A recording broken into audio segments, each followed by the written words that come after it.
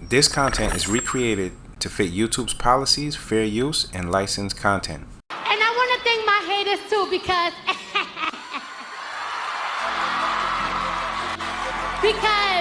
they be downloading my stuff so they can hear it and talk crap about it, but it benefits me.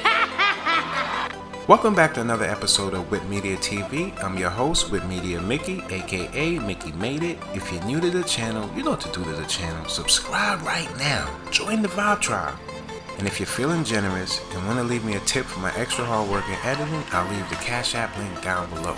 Okay, on today's episode, I cover the art of trolling. See, if you have been online on any social media, you will have seen trolling. What motivates the trolls? Why are they so toxic? What goes on in their heads that makes them think that it is anything other than harmful to behave as they do? So what is the twisted psychology of trolling? So what is a troll?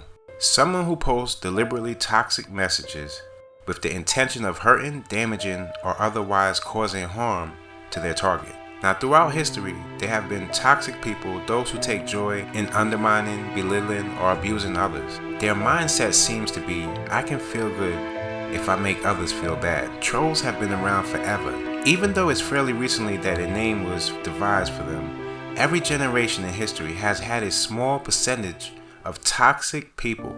The name troll comes from the Nordic literature of the 19th century. They were unpleasant creatures that caused trouble for good people. Now people who have been toxic in any era have been emboldened by the creation of the internet. They can abuse others from the safety of their keyboard without having to do so face to face. Prior to the internet, their toxic behavior was socially regulated, subjected to moderating voices. Now, with the ability to publish anything instantly to the world, with no one looking over their shoulder and no moderating voice in their presence, their full toxicity is displayed unfiltered to the world. They take trolling seriously. They go to extraordinary lengths to cause as much harm as possible. So what motivates such toxic behavior?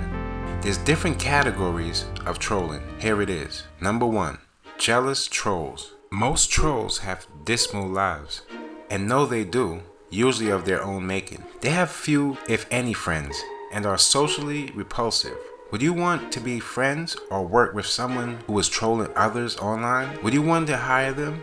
Of course not. That is why they have sad lives. The same behavior that leads to trolling makes others want to stay well clear of them, socially and professionally. Their toxic jealousy drives their trolling. Number 2, Machiavellian trolls. Trolling to achieve a particular, usually nefarious end. They are the most cunning, scheming, and unscrupulous of all the trolls. They seek to undermine or discredit someone for a reason. Perhaps they need to discredit someone who has uncovered their wrongdoing, so that the person exposing them is not believed. Machiavellian trolls can quite often play the role of a victim to garner support. Of course, they are not victims. They are the perpetrators and hope that if they can make themselves look like the victim, they can cause enough confusion that they may get away with their wrongdoing. Some trolls attack others for personal amusement. That takes us into the territory of narcissists, sociopath, and psychopath trolls.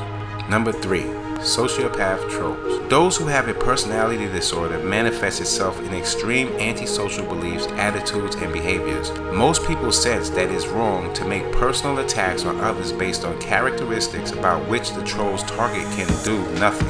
Trolls ignore or devoid of moral senses that others have. Sociopaths typically lie to take advantage or manipulate others, including to cause emotional pain. Trolls do exactly that and more. Sociopath trolls are not sensitive to or respectful of the needs of others. They tend to have a sense of superiority and are extremely opinionated. They rarely, if ever, consider alternative views or interpretations to their own.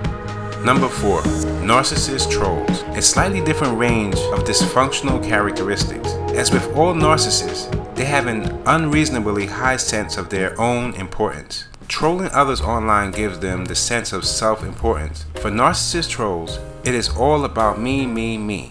They need and seek vast amounts of attention. By attacking prominent figures, they hope to get the attention they seek. See, narcissist trolls live in a mental world that is all about right and wrong, superior, inferior, good and evil.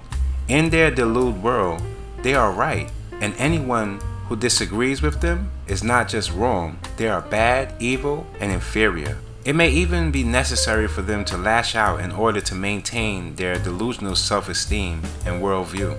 Given their typically toxic behavior, they want people to admire them. Of course, for normal, well-adjusted people, attacking others online is not something to be admired. That may give a measure of just how deranged many narcissists are. They think that trolling others will bring them admiration. People with narcissistic personality disorder seem to lack the ability to understand or care about the feelings, views, or beliefs of others. Will online trolls always exist? There's one key factor to consider on the route of answering that question: freedom of speech. Until next time, Mickey made it.